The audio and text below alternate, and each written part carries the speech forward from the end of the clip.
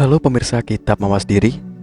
Pada kali ini saya akan menyampaikan sebuah cerita sejarah yang tidak kalah menarik untuk diulas dan dibahas secara lugas.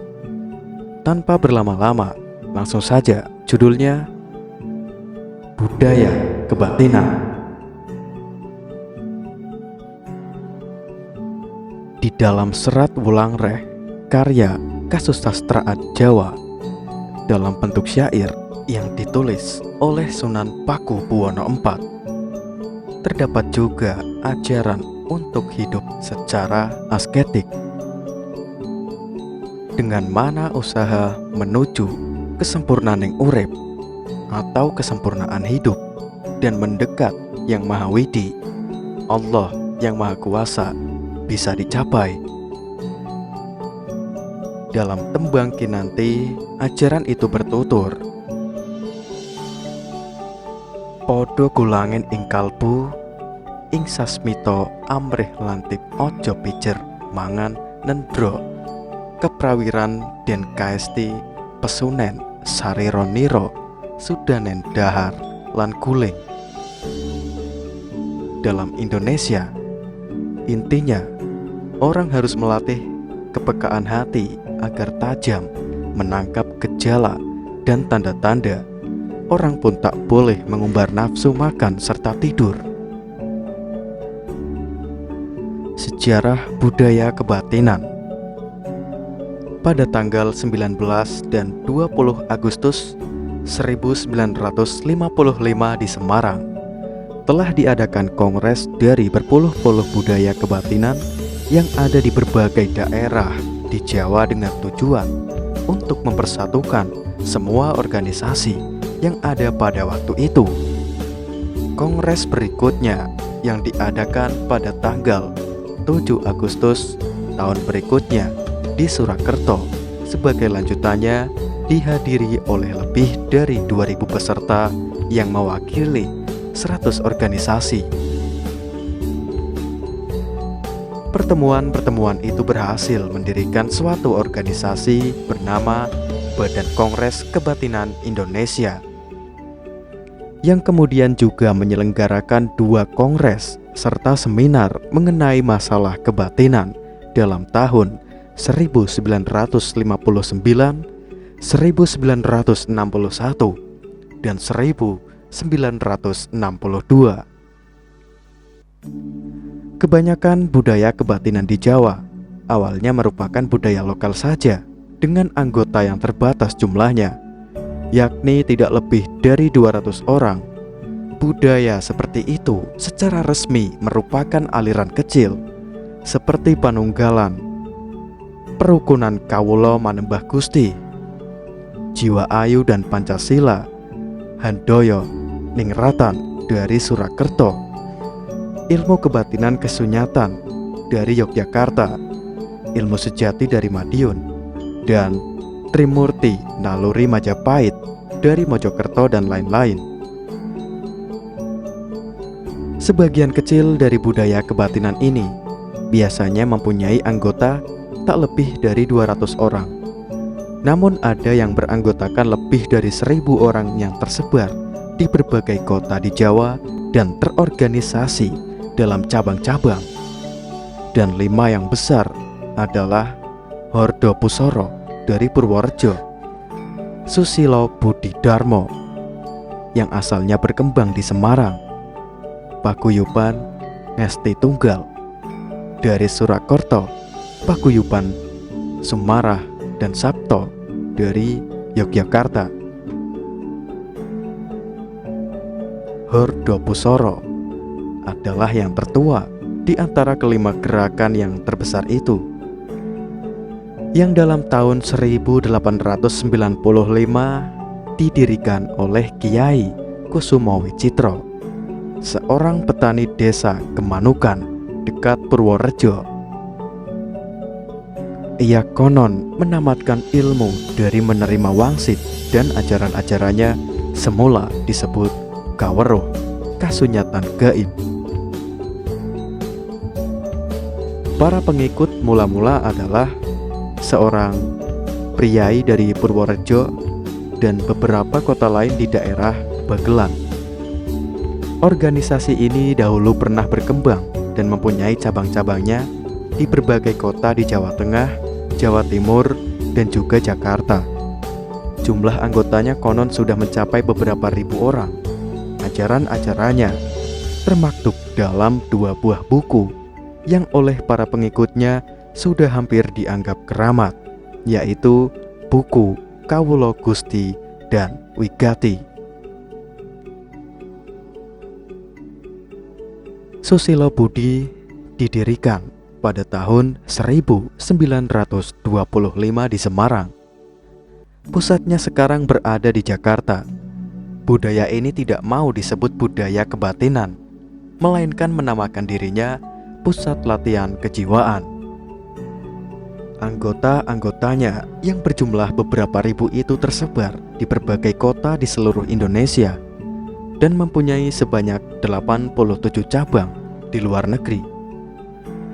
Banyak dari para pengikutnya adalah orang Asia, Eropa, Australia, dan Amerika. Doktrin ajaran organisasi itu dimuat dalam buku berjudul Susilo Budi Darmo. Selain itu, gerakan itu juga menerbitkan majalah berkala berjudul Pewarta Kejiwaan Subud,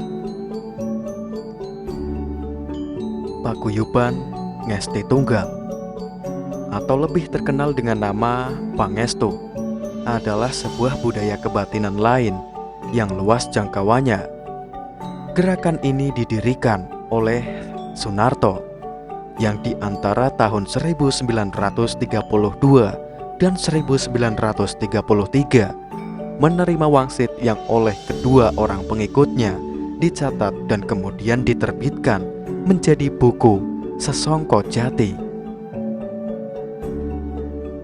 Pangestu didirikan di Surakarta pada bulan Mei 1949 dan anggota-anggotanya yang kini sudah berjumlah 50.000 orang tersebar di banyak kota di Jawa, terutama berasal dari kalangan priai. Namun anggota yang berasal dari daerah pedesaan juga banyak, yaitu yang tinggal di pemukiman transmigrasi di Sumatera dan Kalimantan. Majalah yang dikeluarkan organisasi itu, Dwijawara, merupakan tali pengikat bagi para anggotanya yang tersebar itu. Paguyuban Sumarah juga merupakan organisasi besar yang dimulai sebagai suatu gerakan kecil dengan pemimpinnya bernama Raden Nganten Sukirno Hartono dari Yogyakarta. Ia mengaku menerima wahyu pada tahun 1935.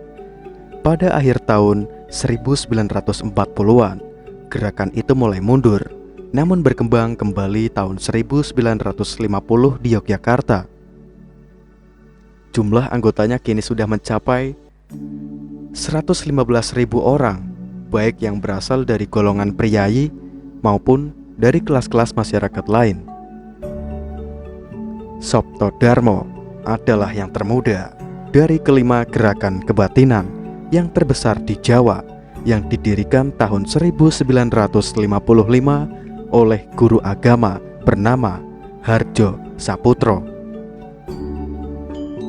yang kemudian mengganti namanya menjadi Panuntun Sri Gutomo. Beliau berasal dari desa Keplakan dekat Pare. Berbeda dengan keempat organisasi yang lain, Sopto Darmo beranggotakan orang-orang dari daerah pedesaan dan orang-orang pekerja kasar yang tinggal di kota-kota. Walaupun demikian, para pemimpinnya hampir semua priai. Buku yang berisi ajarannya adalah Kitab Pewarah Sopto Darmo. Walaupun budaya kebatinan ada di seluruh daerah di Jawa, namun Surakarta sebagai pusat kebudayaan Jawa agaknya masih merupakan tempat di mana terdapat paling banyak organisasi kebatinan yang terpenting. Dalam tahun 1970, dan 13 organisasi kebatinan di sana. 5 diantaranya dengan anggota sebanyak antara 30 sampai 70 orang. Tetapi ada satu yang anggotanya sekitar 500 orang dalam tahun 1970. 10 lainnya adalah organisasi-organisasi yang besar yang berpusat di kota-kota lain seperti Jakarta, Yogyakarta, Madiun, Kediri, dan sebagainya.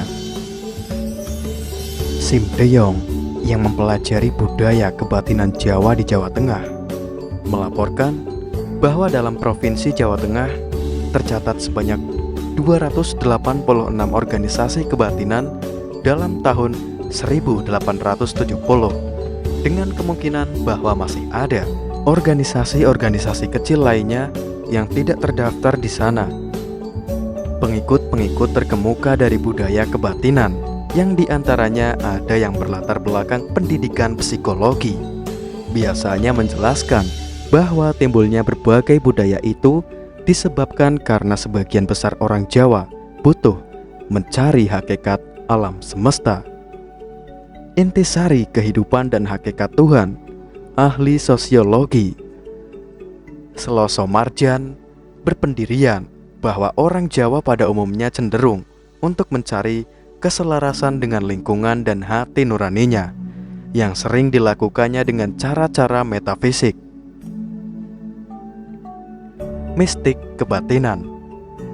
Menurut pandangan ilmu mistik kebatinan orang Jawa, kehidupan manusia merupakan bagian dari alam semesta secara keseluruhan, dan hanya merupakan bagian yang sangat kecil dari kehidupan alam semesta yang abadi, di mana manusia itu seakan-akan hanya berhenti sebentar untuk minum. Sikap, gaya hidup, dan banyak aktivitas sebagai latihan upacara yang harus diterima dan dilakukan oleh seorang yang ingin menganut mistik di bawah pimpinan guru dan penuntun agama itu.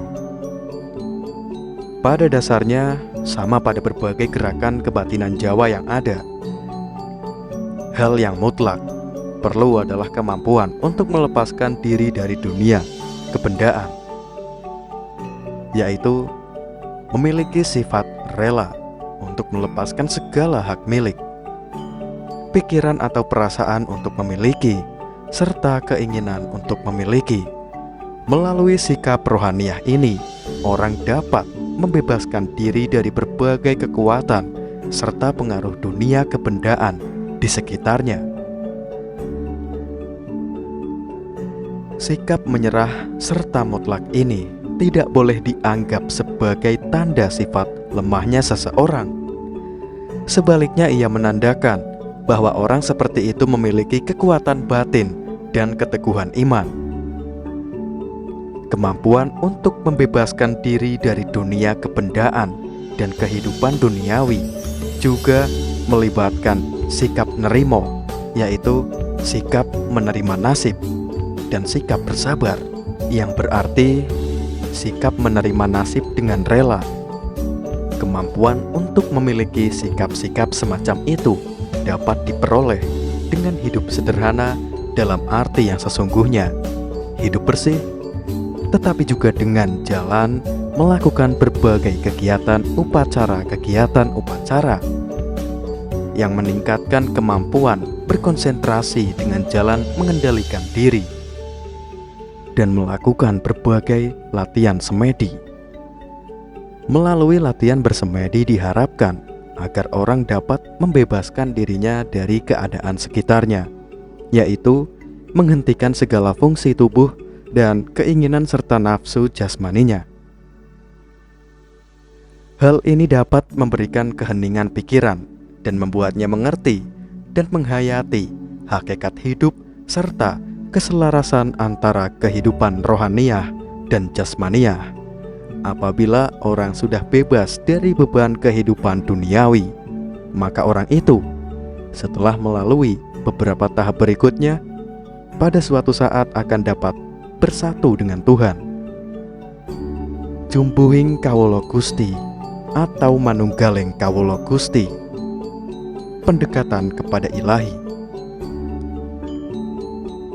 Namun dengan tercapainya pemudaran yang memungkinkan orang untuk melepaskan diri dari kehidupan dunia kebendaan. Orang itu juga tidak terbebas dari kewajiban-kewajibannya dalam kehidupan yang konkret. Bahkan orang yang sudah mencapai pemudaran wajib amemayu ayuning bawono atau berupaya memperindah dunia, yaitu berusaha memelihara dan memperindah dengan jalan melakukan hal-hal yang baik dan hidup dengan penuh tanggung jawab. Gerakan untuk purifikasi jiwa. Semua organisasi kebatinan yang besar umumnya memang bersifat mistis. Banyak gerakan kebatinan, terutama yang jumlah anggotanya sedikit, hanya berusaha untuk mencapai purifikasi jiwa. Hal yang mereka inginkan adalah memperoleh suatu kehidupan kerohanian yang mantap, tanpa rasa takut dan rasa ketidakpastian. Inilah yang oleh orang Jawa disebut orang sudah bebas. Kemanusan, kasunyatan. Cara untuk kemanusan adalah pada umumnya sama dengan cara untuk mencapai pemudaran tersebut di atas. Kecuali beberapa variasi kecil, maka cara untuk mencapai purifikasi jiwa pada dasarnya adalah dengan menjalankan kehidupan yang penuh tanggung jawab, baik secara moral, sederhana, mampu membebaskan diri dari keduniawian, mempunyai sikap yang baik terhadap kehidupan, nasib dan kematian, dan melakukan semedi secara ketat. Oleh karena gerakan-gerakan kebatinan ini berusaha mencari kebebasan rohanian individu, maka orang mudah mengerti bahwa sifatnya agak individualis. Gerakan-gerakan seperti itu paling tidak menarik bagi orang-orang yang membutuhkan kehidupan keagamaan tanpa harus menaati peraturan-peraturan keagamaan yang resmi secara ketat, namun menyesuaikan dengan adat istiadat. Kebatinan yang berdasarkan ilmu gaib. Di seluruh daerah tempat tinggal orang Jawa, banyak terdapat gerakan-gerakan kebatinan yang hanya beranggotakan beberapa puluh orang saja. Kebanyakan dari gerakan seperti itu berpusat di kota-kota dan pada umumnya bersifat rahasia, yaitu dengan tujuan-tujuan yang bersifat mistik, moralis, atau etis, dan dipimpin oleh seorang guru. Untuk mencapai tujuannya, para anggota gerakan seperti itu banyak melakukan praktek-praktek ilmu gaib, di samping studi dan bersemedi. Banyak dari budaya semacam itu pada awalnya adalah suatu organisasi yang mengajar seni bela diri pencak. Kecuali memberi latihan fisik, gurunya juga melatih murid-muridnya untuk melakukan meditasi, untuk menciptakan suasana keramat. Ada juga yang ditambah berbagai ritus ilmu gaib secara rahasia yang dimaksudkan agar para muridnya memperoleh kekebalan dan kesaktian tertentu. Tradisi dan budaya sinkretis dalam masyarakat Jawa merupakan khazanah warisan lama agama asli Indonesia atau animisme dan dinamisme, dan agama Hindu yang kemudian menyatu dengan nilai-nilai keislaman. Menyatunya beberapa nilai tersebut bukanlah berlangsung secara tiba-tiba, melainkan adanya unsur kesengajaan yang dilakukan oleh para dai untuk memasukkan nilai-nilai keislaman ke dalam agama asli Jawa itu. Pada saat itu, para dai enggan menolak secara tegas tradisi dan budaya lokal dan juga tidak percaya diri untuk menyebarkan agama Islam yang asli secara langsung. Para dai lebih memilih jalan damai ketimbang harus bersikeras melawan arus tradisi dan budaya yang ada. Hasilnya tidak dipungkiri bahwa dengan kelenturan sikap tersebut, terbukti Islam secara tepat tersebar ke seluruh pelosok tanah Jawa dan Indonesia secara umum. Namun yang perlu dicatat adalah Islam yang dikenalkan dan masuk ke Indonesia lebih khusus ke masyarakat Jawa, saat itu hingga sekarang ini merupakan Islam yang memiliki kepribadian ganda. Kendati masyarakat Jawa telah beragama Islam dan menjalankan syariatnya, akan tetapi pada saat yang sama mereka juga tidak mampu meninggalkan kebiasaan lamanya, seperti selamatan yang diwariskan oleh agama Hindu. Bahkan mereka tetap semangat menguri-uri tradisi dan budaya lamanya. Itu hingga saat ini. Sinkretisme akhirnya tak dapat dihindari, bahkan masih tetap berjalan sampai saat ini.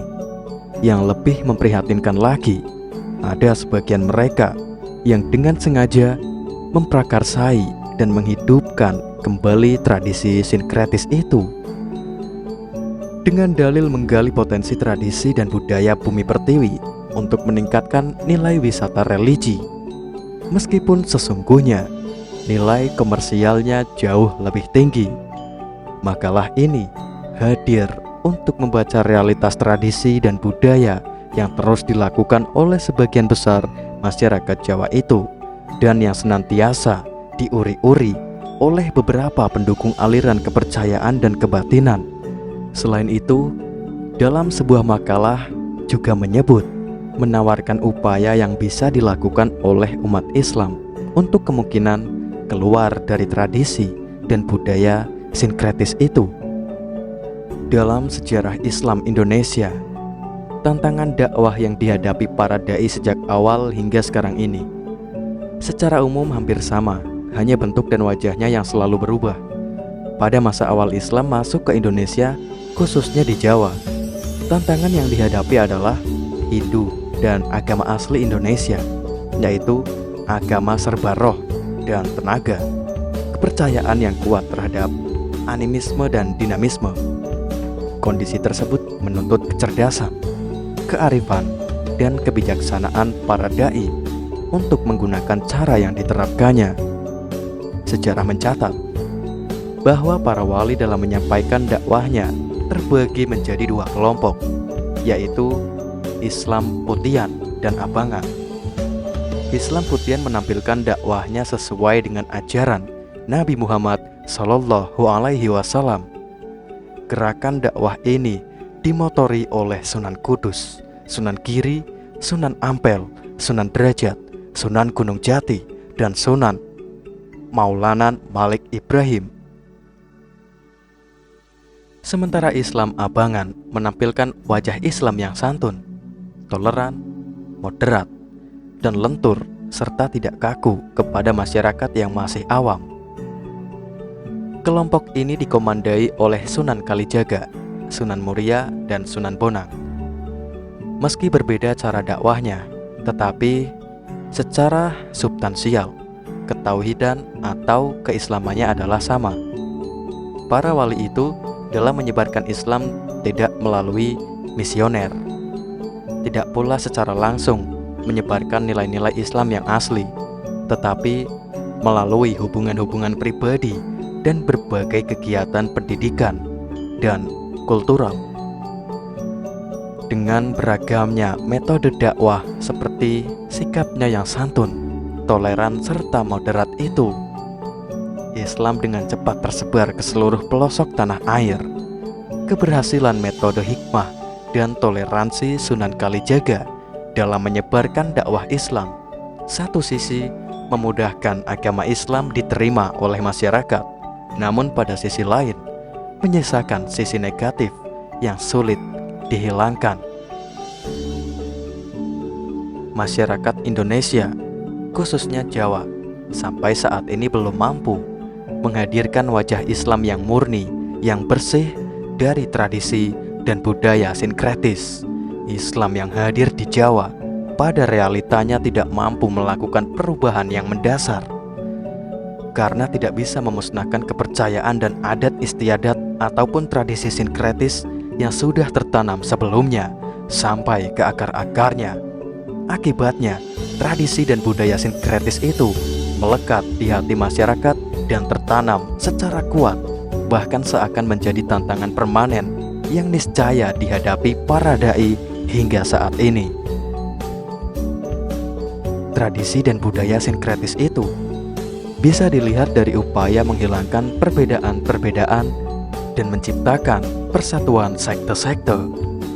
Menurut John R. Bowen dalam tulisannya Religious Practice, menyatakan bahwa sinkretisme merupakan percampuran antara dua tradisi atau lebih dan terjadi ketika masyarakat mengadopsi sebuah agama baru dan berusaha membuatnya tidak bertabrakan dengan gagasan dan praktik budaya lama. Bercampurnya kepercayaan lama, norma, atau adat istiadat.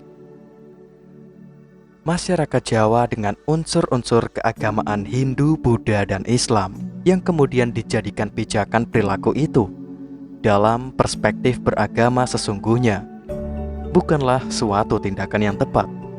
Kendati demikian, adalah kenyataan yang tak terbantahkan bahwa di dalam masyarakat Jawa, varian Islam sinkretis itu menjadi hal yang lumrah. Bahkan jika tidak demikian, justru sebaliknya, disebutnya sebagai tidak umum. Aktivitas Islam sinkretis sebagaimana yang dimaksudkan itu bisa dijumpai dengan mudah dalam tradisi dan budaya Jawa yang telah menyatu dengan elemen keagamaan Islam, seperti dalam tradisi ngalap berkah dengan meletakkan sesaji di makam, upacara rosulan dengan selamatan, pagelaran wayang semalam suntuk. Selain itu ada juga penyelenggaraan ritual metik atau upacara selamatan dan saat panen padi bagi para petani, upacara siklus kehidupan manusia seperti kelahiran dengan upacara tingkeban, brokohan, selapanan, upacara perkawinan dengan mengadakan sepasaran, upacara kematian dengan memperingati hari ketiga, 7, 40, 100 sampai 1000 hari. Ada juga kegiatan nyadran, ngeruat, boyong boksri, bersih deso, dan masih banyak lagi tradisi dan budaya Jawa sinkretis lain yang tidak bisa disebutkan satu persatu di sini. Masyarakat Jawa sangat percaya bahwa dengan menyelenggarakan selamatan seperti itu bisa memperoleh keselamatan dan kebahagiaan. Mengingat begitu penting arti selamatan bagi masyarakat Jawa, maka tidak heran kegiatan yang bersifat sosial itu terus diuri-uri, bahkan setingkat diajarkan dalam beberapa aliran kepercayaan dan kebatinan. Namun yang menjadi pertanyaan adalah, apa benar masyarakat Jawa sekarang ini yang notabene-nya menguri-uri tradisi dan budaya itu mengetahui secara pasti tentang fungsi dari tradisi dan budaya tersebut yang dalam sejarahnya pernah menjadi instrumen kunci dakwah para wali untuk menyebarkan Islam? Tugas apa yang bisa dilakukan oleh umat Islam saat ini, khususnya para dai, ketika melihat adanya pergeseran nilai yang tidak lagi berfungsi sebagai media yang mensiarkan nilai-nilai ilahi? Itulah beberapa persoalan yang menjadi konsentrasi dalam makalah ini.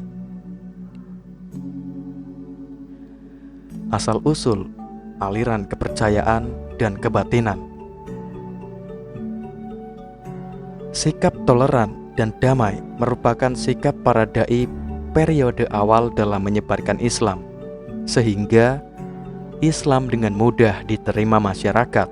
Sikap tersebut satu sisi tidak mampu menampilkan Islam dalam bentuk dan wajahnya yang asli, tetapi pada sisi lain juga tidak mampu menghilangkan kepercayaan nenek moyang mereka. Islam yang hadir di Jawa memiliki kepribadian ganda, yaitu pribadi yang begitu kuat memegang kepercayaan lamanya, percaya terhadap animisme dan dinamisme, tetapi pada saat yang sama melaksanakan syariat yang diajarkan Islam. Dengan demikian, tidak heran jika dalam masyarakat Jawa ditemukan dengan mudah tradisi dan budaya sinkretis. Ada beberapa faktor yang memicu tumbuh dan berkembangnya praktik sinkretis tersebut, antara lain Undang-Undang Negara Republik Indonesia tahun 1945 bab 11 pasal 29 ayat 1 dan 2. Pada ayat 1 dinyatakan bahwa negara berdasarkan atas ketuhanan yang Maha Esa. Ayat 2, negara menjamin kemerdekaan tiap-tiap penduduk untuk memeluk agamanya dan untuk beribadat menurut agama dan kepercayaannya itu.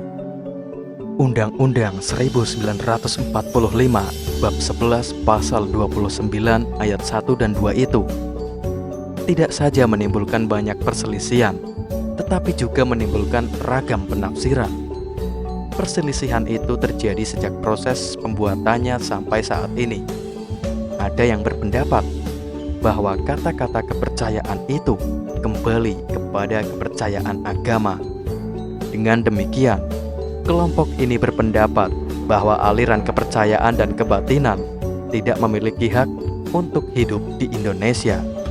Sementara kelompok lain berpandangan bahwa kata-kata kepercayaan itu memiliki arti berdiri sendiri dan tidak dikembalikan kepada agama.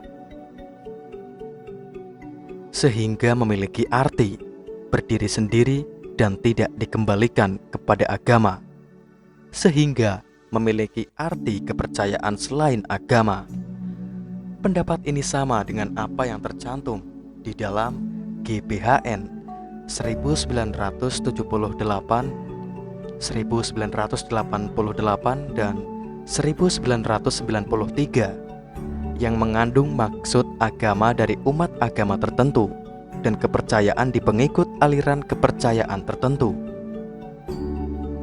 Jika dipahami seperti itu, maka aliran kepercayaan dan kebatinan secara resmi memiliki dasar yang kuat untuk hidup di Indonesia secara sah. Selain itu, faktor lain yang memicu lahirnya aliran kepercayaan dan kebatinan ini adalah adanya kemauan yang kuat dari orang Jawa untuk membuat ramuan spiritual yang sesuai dengan situasi dan kondisi iklim kebudayaan di tanah Jawa.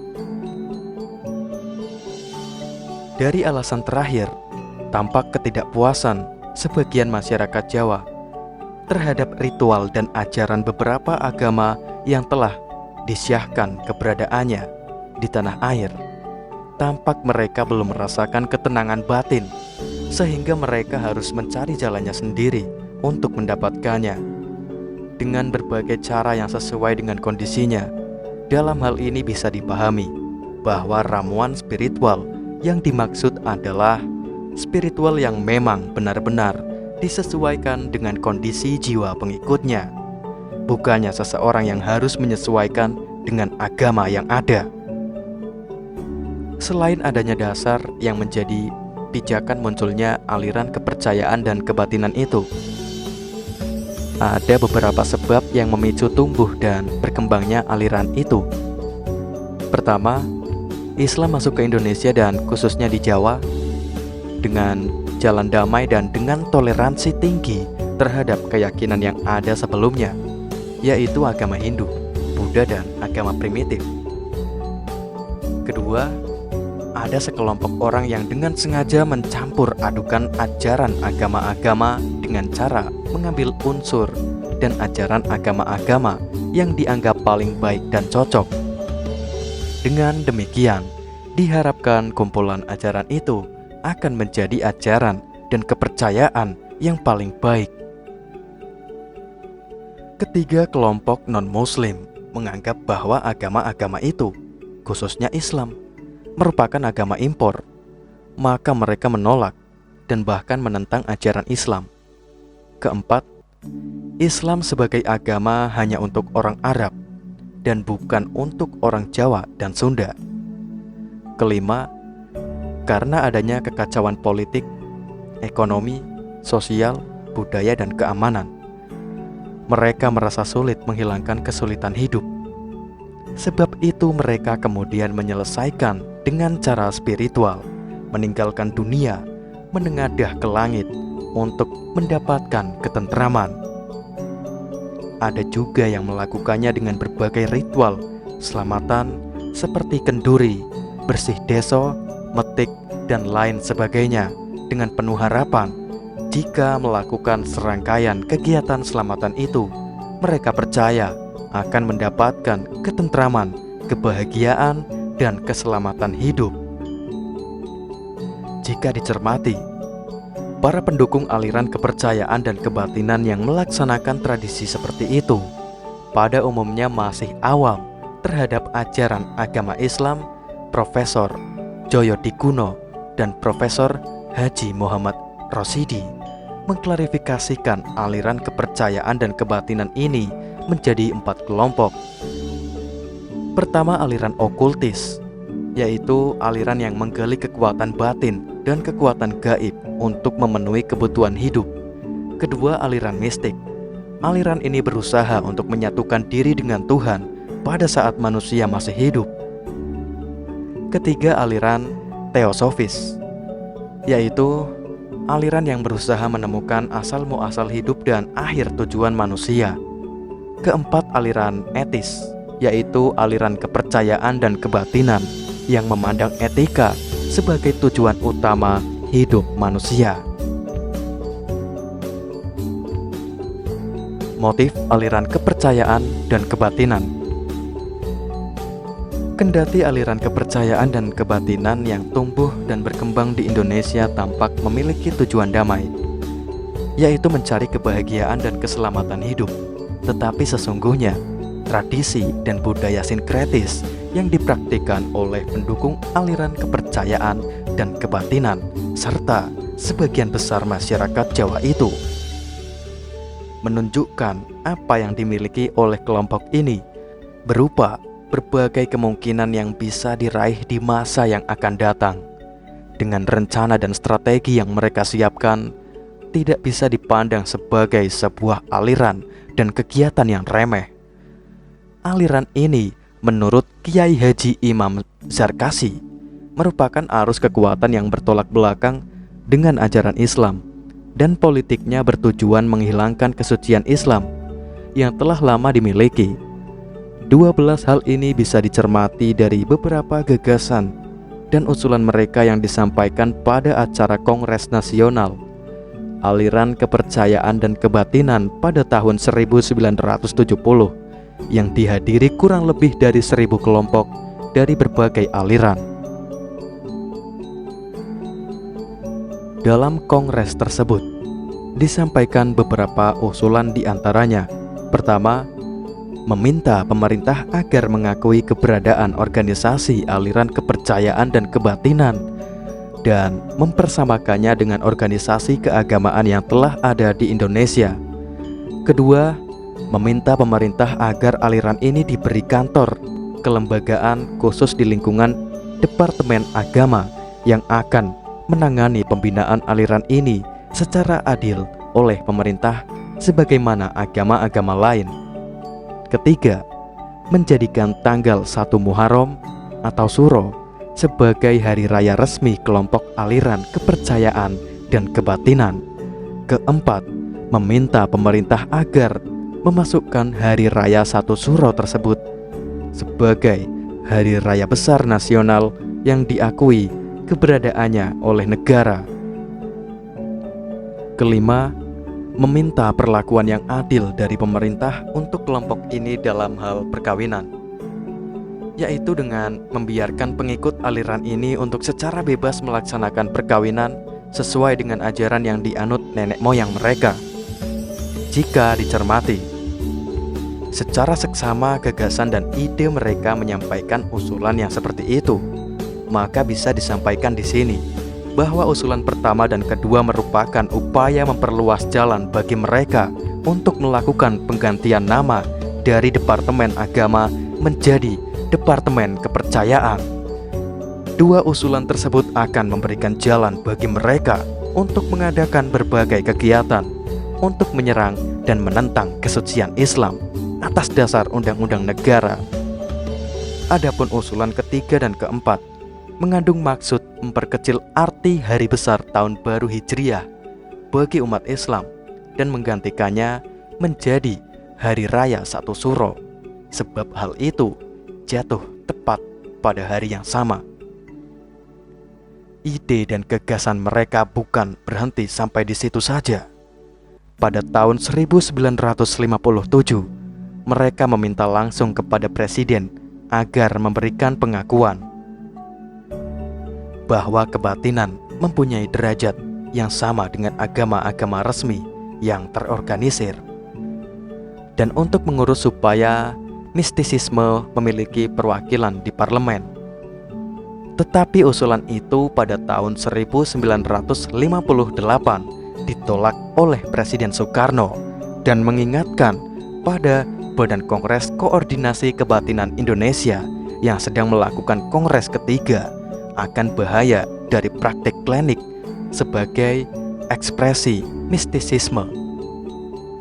Kendati telah ada larangan dari Presiden tentang bahaya kegiatan klinik, tetapi pelaksanaan terhadap gagasan dan usulan itu di beberapa daerah sampai saat ini bisa dijumpai dengan mudah, seperti di kota Yogyakarta, Surakarta, Ngawi, Madiun, Ponorogo, dan beberapa kota lain di Jawa. Terdapat beberapa kegiatan yang bisa dikatakan sebagai kegiatan klinik maupun sinkret. Di beberapa kota yang disebut tadi, pada tanggal 1 Suro selalu diadakan perayaan besar-besaran yang diantara kegiatannya menggambarkan adanya unsur sinkret.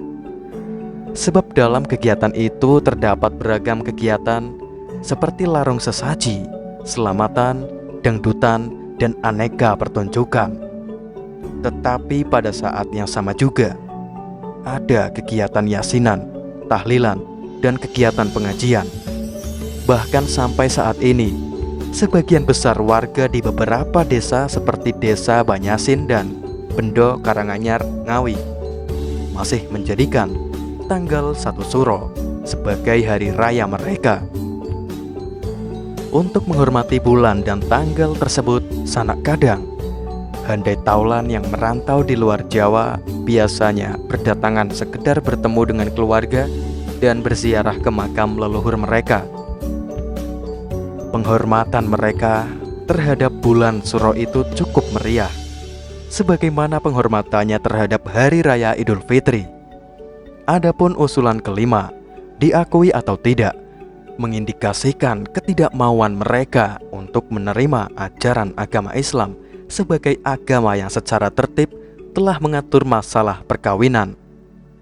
Untuk menguatkan gagasan itu, mereka pernah menyampaikan satu statement bahwa sesungguhnya umat Islam Indonesia yang mencapai jumlahnya 90% itu adalah hasil dari dukungan orang-orang Jawa yang mengucap 2 kalimat syahadat pada waktu akad nikah. Dengan pengucapan ini semata, mereka sudah dianggap sebagai orang Islam.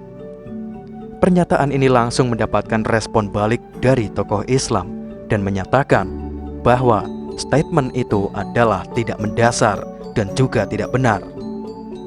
Jika orang-orang tersebut disuruh memilih di antara bernaung di dalam Islam, meski tidak melaksanakan secara sempurna kewajiban-kewajiban yang disyariatkan agama, dan meninggalkan Islam untuk masuk ke dalam kelompok kebatinan, belum tentu mereka akan memilih aliran kebatinan.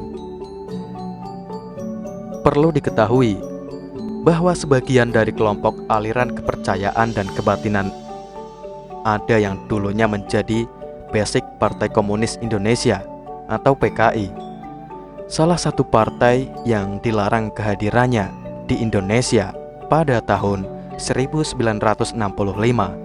Mereka dimintai dukungan karena komunis senang kepada pendukung yang kurang terpelajar, yang merupakan mayoritas bangsa Indonesia yang masih percaya kepada tradisi dan budaya sinkret dan khurafat. Seperti yang telah dijelaskan, bahwa alasan dasar yang melandasi munculnya aliran kepercayaan dan kebatinan di Indonesia adalah harapan untuk mendapatkan ketentraman dan kebahagiaan hidup. Sebab itu, berbagai langkah dan kegiatan terus dilakukan oleh anggota sekelompok ini untuk mendapatkan cita-cita itu. sesuai dengan pengertian dan kepercayaannya masing-masing. Aliran kepercayaan dan kebatinan memiliki ajaran dan tata cara yang berbeda antara satu dengan yang lainnya. Islam dan budaya Jawa. Nabi Muhammad SAW berpesan, jangan sampai ada di antara umat Islam yang memperingati hari kelahirannya sebagaimana orang-orang Nasrani memperingati hari kelahiran Isa Al-Masih. Bahkan dengan tegas beliau menyatakan, saya ini hanyalah hamba biasa, maka katakanlah hamba Allah dan Rasul-Nya. Namun seiring dengan berjalannya waktu, pesan tersebut diabaikan oleh sebagian umatnya dengan menjadikan tanggal 12 Rabiul Awal sebagai hari peringatan lahirnya Nabi Muhammad SAW. Pada perkembangannya, sebagian besar umat Islam secara mudah menyebutkan bulan dan tanggal tersebut sebagai hari Maulid Nabi Muhammad SAW.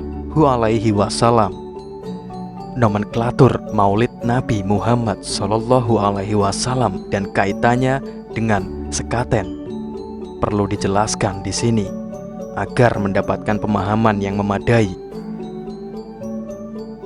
Kata maulud berasal dari akar kata walada yang artinya lahir, sedangkan kata maulud memiliki arti orang yang dilahirkan.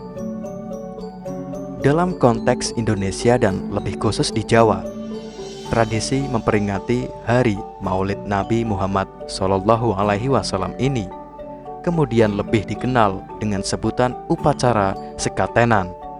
Asal mula kebiasaan sekaten berasal dari usul Sunan Kalijaga untuk membuat pertunjukan di Masjid Agung dengan memukul gamelan yang unik dengan langgam lagu maupun komposisi instrumental yang telah lazim selama ini untuk menyambut bulan Rabiul Awal. Selain itu, Sunan Kalijaga juga sering membuat cerita-cerita wayang baru dan menyelenggarakan pagelaran-pagelaran wayang. Masyarakat yang saat itu masih kental dengan tradisi Hindu sangat tertarik dengan kegiatan yang diadakan oleh Sunan Kalijaga ini. Bahkan karena tertariknya, warga masyarakat mengundang Sunan Kalijaga untuk memainkan pagelaran wayang. Pada saat itu, Sunan Kalijaga bersedia mengikuti permintaan orang yang mengundang untuk mendalang atau mengadakan pertunjukan wayang dengan syarat kalau orang tersebut mau mengucapkan syahadat atau sekaten sebagai upahnya. Dengan demikian, sesungguhnya asal mula budaya sekaten merupakan tradisi yang memiliki akar sejarah dakwah untuk menyebarkan Islam. Dengan berjalannya waktu, upacara sekaten ini kemudian seakan dibakukan sebagai sarana untuk memperingati hari kelahiran Nabi Muhammad SAW. Namun yang menarik dari upacara sekaten untuk saat ini adalah adanya elemen-elemen kultural seperti benda-benda budaya, kepercayaan, kebatinan, kesenian, pertunjukan, mandikan keris dan lain-lain lebih dominan ketimbang nilai dakwahnya. Upacara sekaten ini hingga sekarang terus diperingati di beberapa kota seperti di Surakarta, Yogyakarta, Cirebon, dan lain-lain. Yang menarik untuk dicermati pada penyelenggaraan upacara sekaten maupun grebeg suro pada saat ini adalah berkumpulnya warga masyarakat sejak dari usia kanak-kanak, muda-mudi, bahkan tidak ketinggalan mereka sudah tua pun ikut hadir mensukseskan tradisi ini. Pemirsa Kitab Mawas Diri, cerita sejarah berjudul Budaya Kebatinan kali ini berakhir sudah. Tunggu kembali cerita sejarah yang tidak kalah menarik hanya di channel Kitab Mawas Diri. Terima kasih. Salam Rahayu, salam sejahtera.